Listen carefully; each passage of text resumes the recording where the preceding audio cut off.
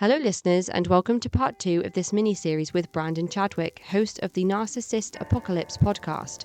For early access to ad-free and full-length episodes of the Cult Vault podcast, please visit patreon.com/The Cult Vault. Now here is Brandon. It's not just the people that you might struggle to trust once you are removed from that version of reality. It's also your entire belief system and everything you know to be true. It's everything that you've learned in your life. You have to work out what you're going to keep and what you're going to discard, because it's part of the old reality, that it's stuff that's not true. It's stuff that doesn't fit with your new reality. And I think that from the individuals I've spoken to that are going through those journeys, it's a continuous deconstruction that never really ends. And there are triggers in everyday life in what seem like typical situations for worldly people that have never had these experiences.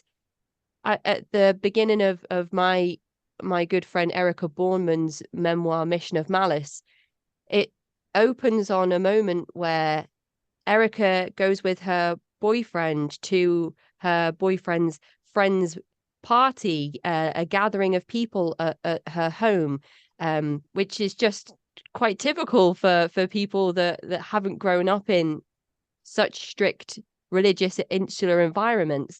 And someone hands her a knife and says, "Can you cut this fruit?"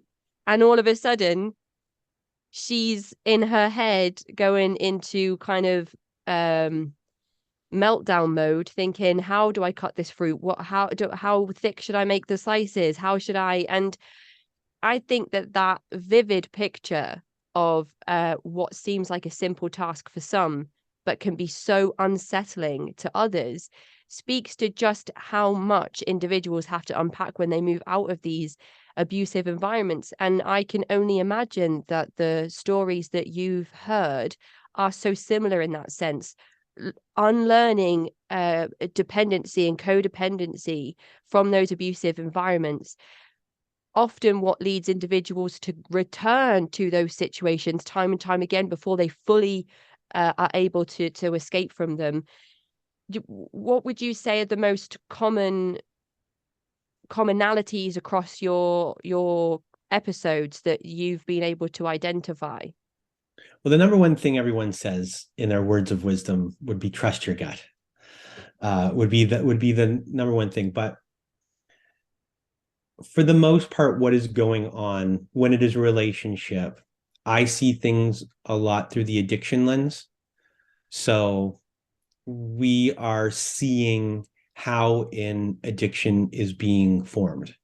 How is it done? So what we're kind of looking for is the commonality between all of them is that someone has an unhealthy trait for the most part, or they might have come from trauma. They might have an admirable trait as well that might just be unhealthy.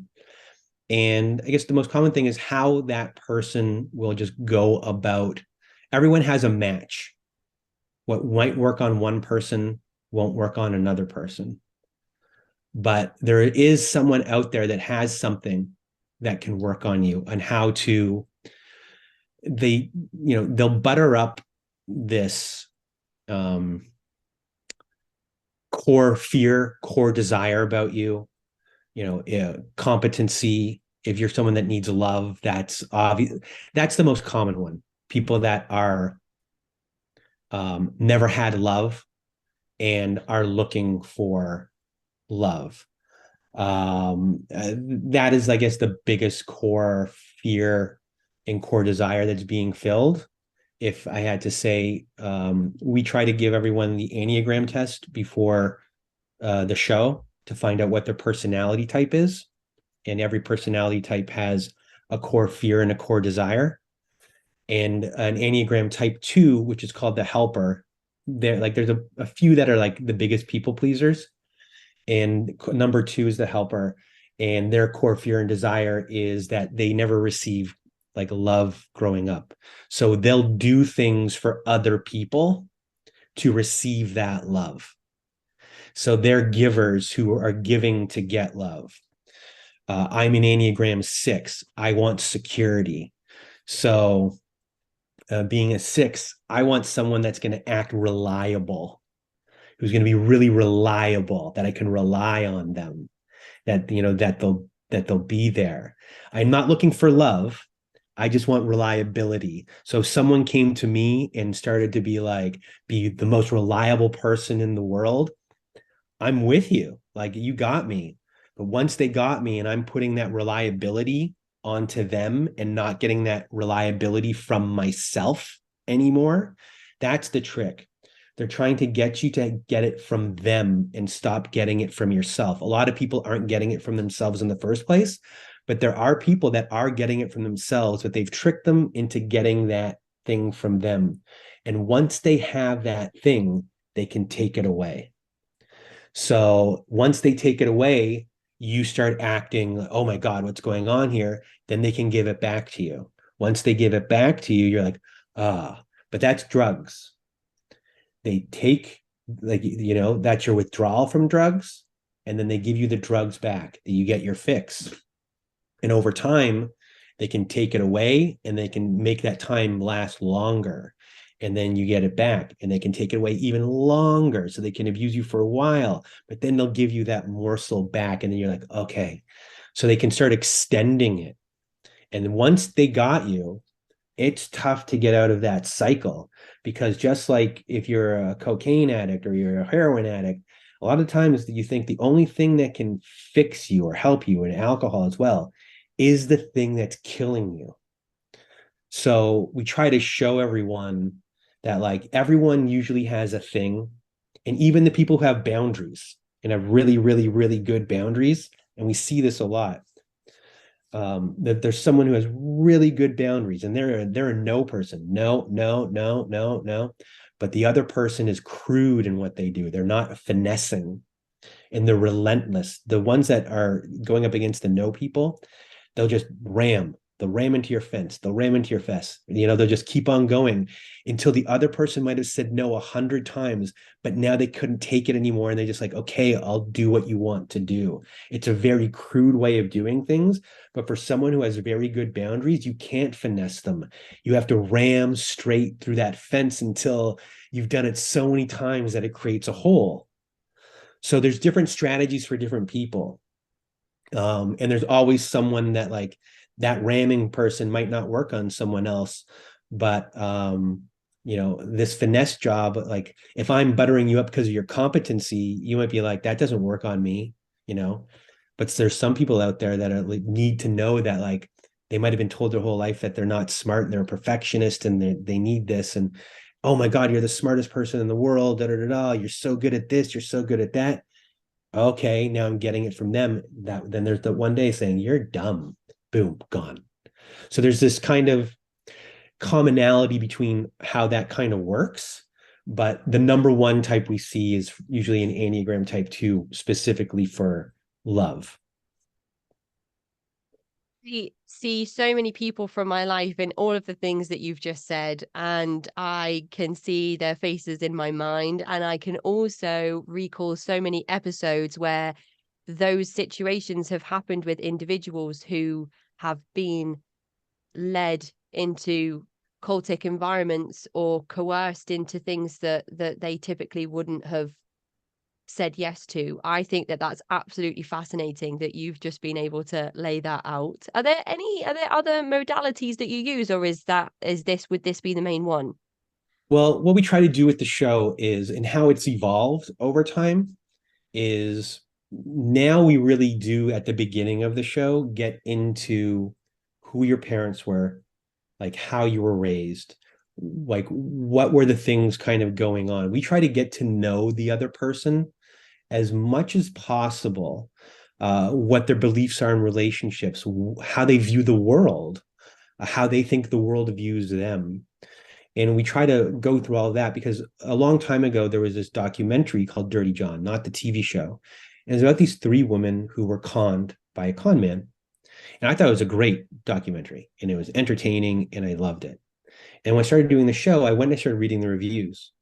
And the reviews were, mostly good, but you had the people being like, why would this person's stupid? I was like, oh, that's what they did wrong. they didn't explain the psychology of the person of why they would be susceptible to this. If they explain the psychology, would that make a great documentary, or would people get bored while watching that in that documentary? That's possible that they would be like, I don't want to watch this. But if you're going to actually tell the story in the sense of like for people to understand why they made their choices, you won't say that they're dumb anymore. You'll understand it because here's your map. All they had to do is look at and understand that this was the person that they're dealing with, and you know which buttons to press and the levers to pull. A lot of the time, they're pulling those things to see which levers are going to work. But once you explain the person's psychology, which is now what we really try to do, we do that so there's no shame. You feel less shame or guilt about things when you can see an actual map of how it was done to you, and that like you're not dumb. The person you were with was the perfect person to do this to you. They saw it, they did this. This was going to be your reaction no matter what. It makes you do this. They say this. You feel guilt about that. You're putty in their hands.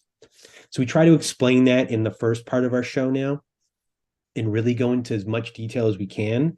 So when these things do start happening, it makes sense to people why you did that. And that's when I'll usually come in to be like, explain, okay, I do roundups. I'm like, here's your psychology roundup of why. Like sometimes I'll say out loud, like, oh, you have no chance. Like after hearing your childhood, like if you were to meet someone, sometimes people have like one person that could do something to them. Sometimes like they have so many things going on. There's multiple ways to get them.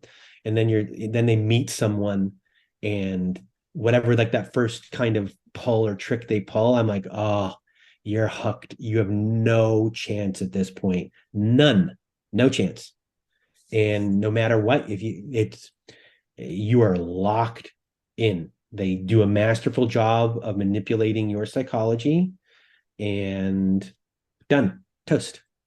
And then it's all about like getting to a point where things get so bad. How do I get out of this gravitational pull? There's so much overlap between the work that you've been doing and the conversations that I've had with individuals on the show.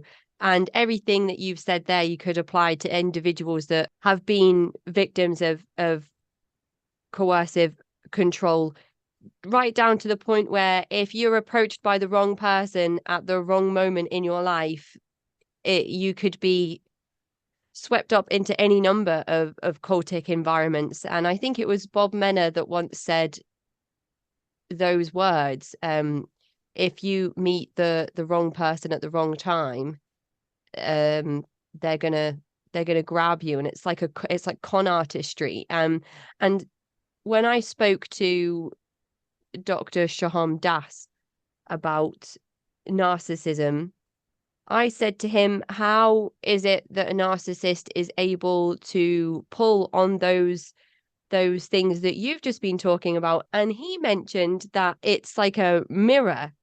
Individuals, they're able to reflect to their victims or to their prey, essentially, what that person needs from them, or reflect to them what it is that the person is seeking. And that word seeking, I think everybody listening will know, is so prevalent in these types of environments. And I think that there's so much in what you've just said that I can reconcile with what Shaham said as well. And I think it's amazing for me to hear all of this kind of all coming together in my own mind. Yeah, because I'm a natural investigator.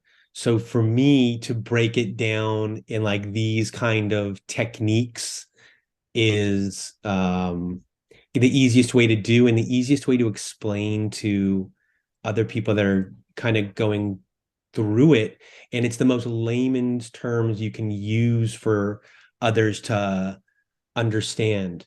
And you try to use as many like analogies or metaphors for a lot of these situations as possible, but it really is the easiest way for people to see things, and you kind of have to break them down one by one, like trap set. And when it comes to the mirroring and the idealization of someone, when an abuser is doing that and they're in the stage of, you as the partner are perfect, and they've idealized you as perfect, and for a long time they're seeing you as this perfect thing, and you're on a pedestal, and a lot of times you're putting that person on a pedestal too.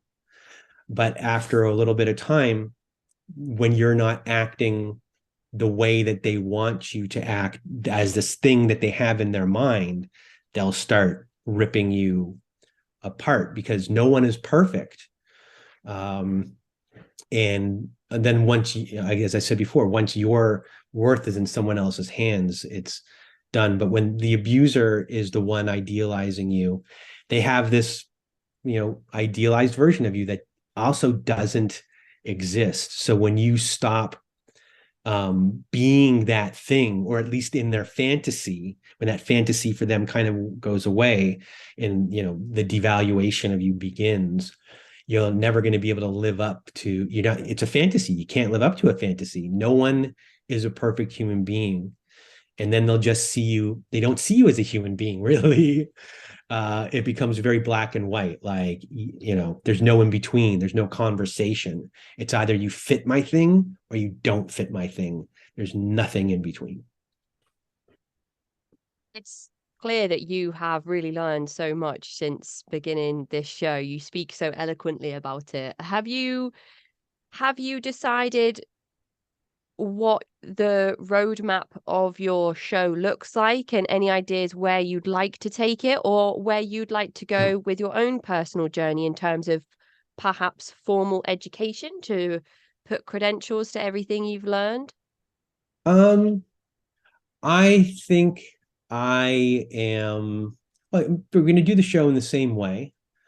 If there's more things that we kind of learn along the way that can add to what we're doing, we add them. Like, slowly it kind of happens here or there. You kind of get an aha moment of like what else to kind of tell.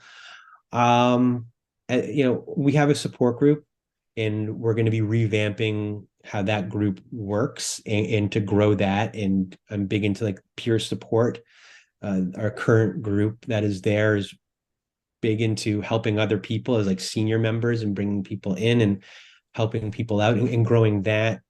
And then as far as, I guess, the show goes, just revamping how we do our bonus episodes, and doing things in the pop culture way, being able to reach out to people who are might not be looking for things, and will find our videos, these specific videos for YouTube or for bonus episodes, where they'll be like, oh, that's interesting, and they come to find other stuff. I'm really big into backdooring people. And so I created this, but I like the idea of having people who aren't looking for this kind of stuff to be like, oh, that's what happened, or that makes sense. Oh, I grew up that way. I knew something was wrong. And then they kind of go into that, so they can go into their own healing process after they learn about it. So eventually I do want to finish my book, the book that started it all, because I've learned so much since then. I know how to improve it. And it is a huge mishmash of genres, but it is still a self-help book at heart, but it is one that uses humor. So in my mind, it would be a humor book, but you're going to read it and you're going to be like, oh. And as I said before, when I wrote it, I was like, oh, this stuff is absurd. It's not absurd. What I wrote was like it's not out of the realm I thought it was. But now that I've heard so many stories, it's not out of the realm of possibilities. So, um, like, those are kind of the things I want to do. Eventually, like, I would love to get more into, having on the host, or the person that created, let's say, Arrested Development, and talking to him and being like, how did you create this show? Speaking of absurdity, it's an absurd show, but at its heart, every character is it's from dysfunction, and their reactions are true to their character, and they're all narcissistic themselves. The eye rolls in the show, all these little subtle things that make them go crazy, that's real. So I really want to talk to them about creating those characters, and where did he come from to be able to write this thing so effectively? And then maybe eventually, over time, finding actors who played characters that are narcissistic and things like that, and be like, how did you delve into creating that character? Where did you go? And having them explain the character themselves, because they had to embody that person. So if you could one day, dreams would be like if one day you could get like a Daniel Day-Lewis to discuss him playing Daniel Plainview from There Will Be Blood, and like because that is a character and like the depths that he had to go. So having him explain his own character to people and how that character functioned, because he had to know that character in and out to play it so effectively, but he can do it from a very logical perspective where he understands his functions. And I think that can be helpful for someone to hear. So to be able to kind of cross over into doing things like that, where you're educating people still, but you're also getting into this pop culture world while doing it and talking to some bigger names, but people who have like a real sense of the identity of who they're dealing with. And I think that could be helpful because if you're diving into playing that character, people always want to hear a point of view a lot of the time from the abuser's standpoint. And I think it would be more comfortable for people to hear someone who played the character than the actual abusive person themselves. It's a safer kind of place to be, and in a way, a more entertaining kind of place to be as well, because you might get little tidbits of the story of the set and stuff like that. But that's a dream. When did you release your first episode? Do you remember? My first episode was February like 4th, something like that, 2019. Okay. And how many episodes are available if people were to go and have a look today? We have 260 plus episodes, and we do 2 episodes a week because we also have a Q&A episode where a lot of the time we'll speak to an expert in the field, or sometimes I'll just go through books or figure out, okay, this book has like this thing I want people to hear. Maybe they won't read the book, but here's an important thing from it, and then maybe they'll go buy the book after. So we've had Evan Stark on, who wrote the book on coercive control. He helped change the law in the UK that you can get arrested for coercive control. We've had Dr. Kenneth Adams, who's the foremost expert in enmeshment, which is huge for family members to understand exactly how what they lived. So we try to get that. We have on therapists, and those are their specialties in those situations. We've had authors on, and we have other podcasts on, like when we deal with grief and those things. So we have like a mishmash of survivor stories and the Q&As, and I lost my train of thought. So I have no idea where I was going with that. I But we have love that. we have 260 plus episodes, and now we're going to be revamping how we do the bonus ones. And Jennifer's Body was the first. Invisible Man has been recorded, and then we're going to be doing Pretty Women, and going on and Dirty trying to find Dancing. Dirty Dancing. And I think we're going to do like Don't Worry, Darling, because of what also happened behind the scenes of the movie and how it spilled over, and how that is an interesting dynamic going on, not just on screen. And like the people making the movie might not have been the nicest people in the world.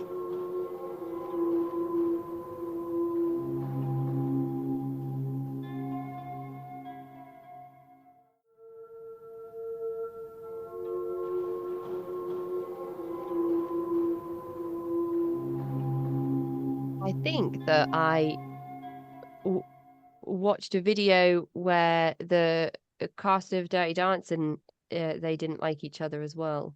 But Yeah, it could be there's problematic, and then they have to make it work. And then when you find out the dynamics of what's going on, and you know it adds to discussing the movie in a lot of ways. There's a ton of various content that people can go and listen to, and I feel as though it could be extremely helpful for listeners of the Cult Vault who listen to these episodes for um advice from other survivors, for validation, to head over to listen to the Narcissist Apocalypse and get some more of that same thing from all of the stuff that you've said, Brandon. On a side note, have you spoken with Daniel Shaw? I have not spoken with Daniel Shore. No. He has written a book on traumatic narcissism, and he is an incredible Oh, sorry. individual. Sorry, Daniel Shaw. Okay. Yeah, yeah, I thought you yeah. said Daniel Shore. The Yeah, accent. no, sorry, that's Oh how, yeah, yeah, yeah, Daniel yeah. Shaw. One person that listens to the show, she is a huge, huge fan of that book. Huge fan of that book. I have not read that book.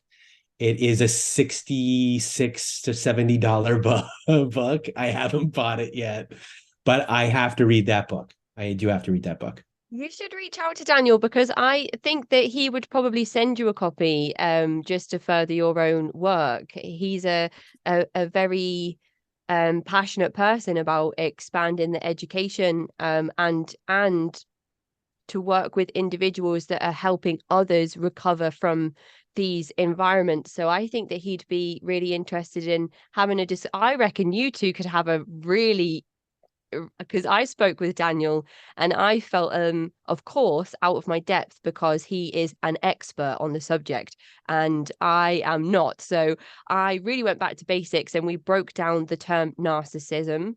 And then really went from there to go on to look at traumatic narcissism, because he coined the term. So I had to ask him, how, what do you research and everything to come up with a term like that? So I think the two of you and all of the knowledge that you have could have a really interesting discussion. I would love to listen to that. The other person who has been trying to get me to purchase his book, I will reach out to him, and what I will probably do if he does say yes, I'll bring that person who's been telling me to buy the book to be my co-host for the episode, so they can talk to him too. Because we had an episode with Mark Vicente, who was from the cult Nexium, and Mark Vicente and his producer got a hold of me one day, and I have someone that helps me with the show here and there, who's the de facto producer of the show. And I texted her and I said, "Hey, we have this person from this called Nexium. He was on a show called The Vow. I haven't heard of it." And then they want to help and they want to be on the show. And anyway, the next day, I wake up and there's a text from this person. And this person goes, "Oh my God, I started watching The Vow like last week. And literally the day yesterday when you sent this to me, I said, I want to speak with Mark and his wife." And then I wrote back, "Well, you're going to get your chance." So she did the interview with me, with Mark Vicente. And thank goodness she did, because she was way more knowledgeable about like the cult at that point. I had to like really get up to speed in a week. It's hard to get up to speed in a week when you're trying to collect all that information. Yeah. So she did it with me. I asked the fluffy questions and she got into like the real nitty gritty. And I think that's kind of what we try to do here as well. Like if someone is like really pushing you to have someone on, to bring someone on that's in the audience and in your community, and give them the opportunity to be a part of that. It makes more of a feeling that it's not just me or you, that like we're all kind of this together, and that um if you're the one pushing me hard to do that and we get them on, sure, come on and do it with me. It's more fun. Just making the magic happen all over the show. I love Mm-hmm. that. I would be more than happy to connect the two of you in an email as well. I Thank think you. he would be really, really, Yeah, up for. I think he just loves the chance to talk about the work. Although he's doing like a million different things, which I'm sure he can tell you all about with different jobs, work, positions, all sorts of things. So just for this last segment, I should have asked you this at the start, I suppose. You said that the term narcissist or narcissism has so many different ways to be defined. And people always say to me, how do you define a cult? And I don't know if I like the question. I think I dislike the question. And my go-to answer is always that I think everybody defines the term differently. Everybody has a different version of what that word means.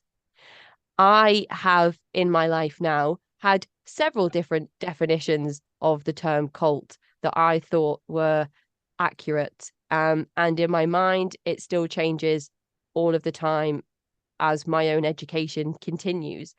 How would you define narcissistic abuse? Well, I I take it all out of the equation now. And when I first started, I kind of just took the definition from a Reddit subreddit. And it's like, okay, this is good enough for now. And then over time, I changed it to be very loose, you know, a selfish person. Like that's what we're dealing with here. Just because people are writing in and we're not being able to diagnose anyone with narcissistic personality disorder. They could have other disorders. They might not even have a disorder. They just might be an abuser. So the term narcissist, or if you're dealing with someone with a personality disorder, it helps a survivor understand who they might be dealing with. So those labels to me are helpful because it's helping them make sense of something that's not making sense.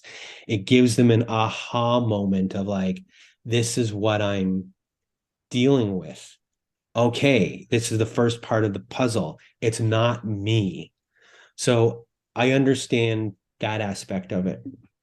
But when it comes now to abuse as a whole, because I see the show, and if I could rename the show Patterns of Abuse, and Patterns of Abuse being the name and people being finding the show, great. But no one's technically looking up patterns of abuse. They're looking up the word narcissist. That's how I get found. So Lundy Bancroft in the book, Why Does He Do That? He has 10 different types of abusers. And the 10th one is one that is applies to the other 9. So you can be the 10th one, but you also have to be one of the other 9. The 10th one isn't something that's on its own. So there's like 9 different types of abusers. So I kind of try to have people look at it and like, okay, I am an abusive person. Am I a Mr. Right? Am I a water torturer? Am I a Rambo? Am I a terrorist? Am I a demand man? Like, which one am I going to fall into? And then there's category 10. And category 10 is, do I have narcissistic personality disorder on top of this? Do I have a borderline?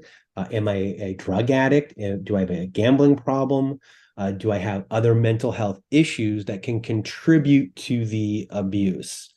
So I've been trying to kind of get away from narcissistic abuse as a whole and being like, okay, now when people come on, which one of these 9 is the dominant type that you're dealing with? Are there offshoots from other ones? And then on top of that, like, look, do they fit any of these traits? Because they're overlapping so much. It's hard to like put like, yes, this is who we're dealing with. So I don't get any person saying to me, well, you're an ableist. You are demonizing people with disorders or demonizing people with this. I try to move into what is your abuser type? And then if someone wants to label them in another way as well, sure.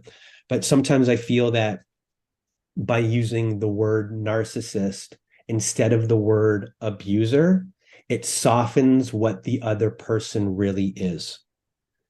So when you're telling someone, oh, I was with a narcissist, everyone's using that word. Oh, I was with an abuser. Now you have that person. So in a way, I think, that word softens things and doesn't give the extent of who you're dealing with. So I kind of tried to move away from that and start. I can only do it myself. I can't force other people, because other people are just, I can't, no one can force anyone to do anything. Like, that's all all right. Do what you want to do. You have free will. But for me, I like to be like, okay, this is our abuser, and this is what they are, and these are what their traits are. And, you know, if you're selfish, if you're narcissistic, sure, that fits our definition. So we still kind of use the whole thing as like one on an umbrella, but um, I just like to really look at things as abuse now. I know I didn't answer your question, but You did, you um, did, you did answer it. You did answer it, and I'm nodding away because um it's again it's the same experience that I've had here. The name of the show sometimes is misleading, and some people have said, oh, but you're not just covering cults on your show, you're talking about small religious congregations in the south of America. And then I say, well, maybe they're one and the same, not all of them, but certainly some, as explored in the show. So I did have to put out a few disclaimers, just saying that the name of the show is The Cult Vault, but the content is high demand religious groups, coercive control, intimate partnerships, and all of the above. So again, I'm nodding away because I can see how our paths have been so similar in the way that both the shows have changed over time. And what I really, really love about both platforms is that any individual that has a story that fits within the wide parameters that we explore is welcomed to come and share that. And I sometimes read about other podcasts on Reddit and other places where only certain types of guests are accepted, or only certain stories are picked. And I think that that's really unfortunate because, as you said, there are so many people out there who have not had a chance to be heard, who have not been given the opportunity to tell their story. So having that loose definition and being flexible with the guests that you have gives so many more people the opportunity to come forward and as you said, have a voice, perhaps for the first time even ever. yeah, like the one thing, as you know, when it comes to creating a show, not everyone is a storyteller. So we record with a lot of people, but not every episode will make it to actual air. And there are myriad of reasons that can happen. And storytelling ability isn't the easiest thing to do. Sometimes someone can freeze, and it becomes difficult. But there's a way to tell a story and bring effective learning lessons. So those are the kinds of things that I'm telling people before. I'm like, we want you to create learning lessons for people and take it seriously in the sense of you are a teacher in this situation. And like, what do you want people to learn, and to come with that attitude toward it. And not everyone is there to do that yet. And that's kind of the toughest thing when that happens, because a lot of people just want to get their story out. But we're trying to say, like, okay, we did it and we recorded. Maybe right now is not the best time to do it, because a lot of times some people don't have the perspective of time to see actually what has gone on themselves. So there's like a lot of things like that kind of go on when we're putting out the most effective show or episodes that we can. And perspective is a really big thing, because sometimes people are really raw and they want to tell it, and we're just like, we think it's in your best interest to not do it. We also don't want to re-traumatize people. Yeah. And so sometimes they think they're ready and then they're not ready. So there's those little things where we're not putting all the episodes out that we do record, but we also have a responsibility to the community to have the best ones for them to be put out at the same time. It's a tricky kind of thing to do, and be compassionate with everything at the exact same time. In regards to the subject itself, you've mentioned a few things here and there about your own personal experiences and your own dysfunction being something that you can draw on when you're having conversations with individuals. So, do you feel like the exodus of everything is really your own experience, which influenced you to write the book, which has then influenced the podcast itself? Yeah. I am, when someone comes from dysfunction, I understand that, like understanding how everyone's role. I once did something called like the Hoffman process, where you kind of really they got you to understand exactly how you were raised. And everyone else who was doing it with you, you were hearing their stories and their breakdowns of their families. And you really got to know everyone's role, what your role was, why your role was your role. So being able to listen to people's stories, I can tune into those. And then I'm also a codependent person. I became codependent. I've been codependent my whole life. And it's one of those things you actively have to work on. And so sometimes you don't get into a relationship with someone who is narcissistic per se, and is not an abuser, but can be a selfish person and has a different personality in the sense of attachment style. And that might not be a great combination. And even though it's not abusive, there are things in there that I can hark back on, or how I felt in a situation that might have come from my codependency, and really be able to attach. I'm like, okay, I can get how they're feeling about this and that. And then my logical brain can kind of take over. And once you hear so many stories, it's like you're an encyclopedia. Like I've had someone come up to me who's a friend of a friend and start discussing a situation. And then I go, stop. And then I just continued and went. They're like, how did you know? And I go, and this happens, and this happens, and this happens, and this happens. And then I'll ask a question, they say something, and then I go, and then they did this. And they're like, how are you telling me this story? How is that possible? I go, I've heard it so many times that I can fill in all of your blanks. There's like a certain amount of them. And like, it's rare now that someone will pull something that I haven't heard before. So I know it. I just know, you learn by osmosis. It just got in you and you didn't intend to learn it, but it's there. And it's how you breathe. Something that's happened with me since starting the show is that I recognize cult-like things everywhere. I can't stop seeing cults all around me in everyday situations, in everything I watch on the telly. Everything is about cults and coercion. Do you find that that is the same for you in terms of your podcast? Uh, if I overhear someone, like I'm actively eavesdropping, I'll think it in my mind.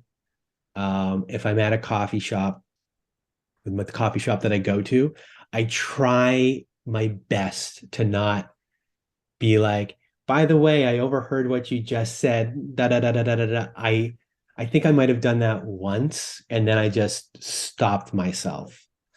I'm like, turn yourself off, relax, don't watch the news, don't do this, don't do that. You already do enough, and like you have to kind of relax. So when someone's doing that, my mind starts computing right away, and then I'm like, stop, just go back to what you're doing, don't get involved.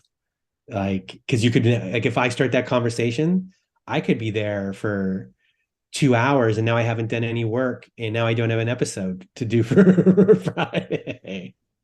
So you are supposed to be editing today.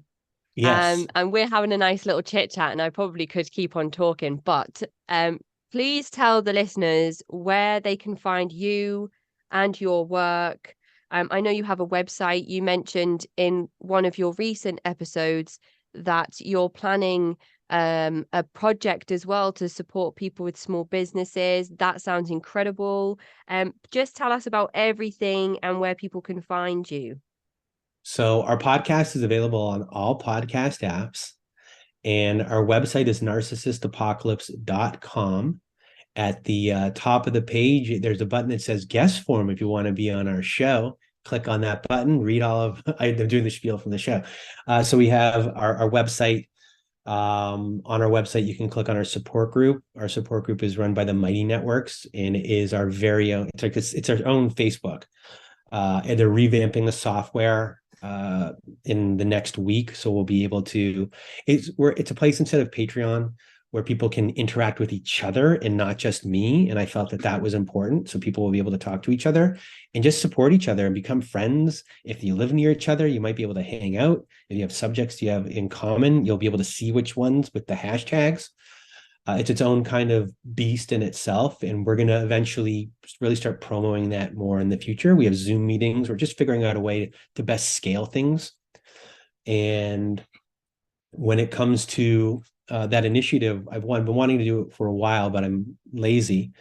And the simplest thing I can do is create a page where if you have an Etsy store, if you have a eBay store, whatever you're kind of selling online, if you are a freelance writer, if you're a freelance editor, things like that, whatever business you kind of have, we're just going to create a page and we're going to kind of have little sections here and there.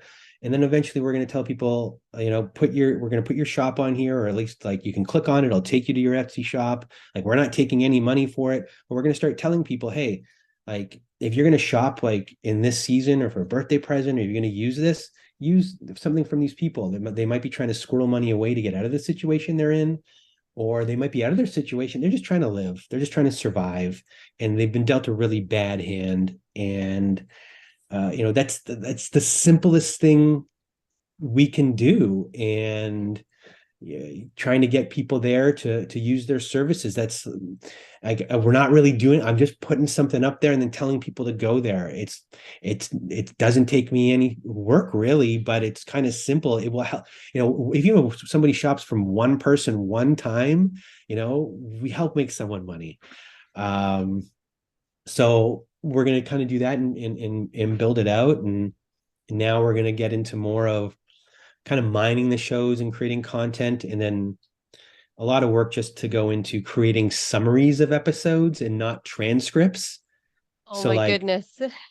so like people can get the key points of what they Yeah. like, be like, okay, here's the thing for me to, and maybe some prompt questions and things like that. So to really start making things for people. And then the toughest thing is I have 200 and something episodes. Someone says to me, what episode should I listen to first?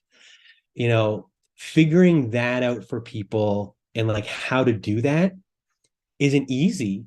So to kind of figure that out so I can start sending to people and being like, and to also not insult people who've been on the show before and being like, well, you didn't make the top 10 list here for like this specific subject or that, to try and kind of do it in a way that's can have all the episodes heard and to not devalue that maybe someone didn't derive value from this episode or that episode, and to make it the best way for people to hear what they need to hear, like, oh, listen to this, I think this will resonate with you, and like to figure out how to do that. I guess that's it. I appreciate you being here today, Brandon, and for letting us into your world and being on the receiving end of the questions for once, and for just all of the work that you do, and the tireless hours of constant grifting that goes into putting together a show that has 260 plus episodes. Well, thank you. And I know you have 260 or 250 plus episodes, 260 episodes yourself. And who knew that my innocent email to you asking you about what platform you use for your show would turn into us talking today. I didn't know that that was going to happen. So that was a nice accident at the same time. We both learned more about, this business at the same time, what kind of goes on behind the scenes and trying to keep the show going. And I just really want to thank you for kind of having me here today and also answering all of those questions, because with really 2 paragraphs, you answered all I needed to know about everything that day. And made my life way easier and all of my decisions very simple. So thank you. I always love exchanges with people and encourage people to send me emails, messages, comments on social media. So, and if anybody wants to come and get involved in the conversation, then you too can also get in touch with me. And I will put all of the links to Brandon's website and podcast into the episode description so that you can easily go and find all of those things. And hopefully we can have you on, Brandon, one day for an update episode when you tell us all about your published book. Oh, one day I'll get back to the book. And when it does get done, it'll be a pretty weird book.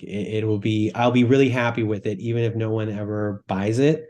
I just know when I do it now and finish it, that'll be done the right way, and that I'll just be proud of it. And then I'll be like, hey, I'm an author now. That's great. Thank you. Go and get your editing done, Brandon. As soon Thank as we you. finish here, go and do it so that you can get it out the way and it's in the bag and you don't have to worry about it anymore. Thank you very much. Thank you. And thank you everyone for listening. And I hope everyone has a good day. Thank you, Brandon. Enjoy the rest of your day. Take care. Okay, bye. Bye. That is the end of this conversation with Brandon Chadwick, host of the Narcissist Apocalypse podcast. For links to Brandon's show, please follow the episode description. And for early access to ad-free full-length episodes of the Cult Vault podcast, please visit patreon.com/The Cult Vault. To get in touch with me, you can find me at cultvaultpodcast@gmail.com or follow me on Twitter and Instagram @cultvaultpod. I'm your speaker, Casey, host of the Cult Vault podcast.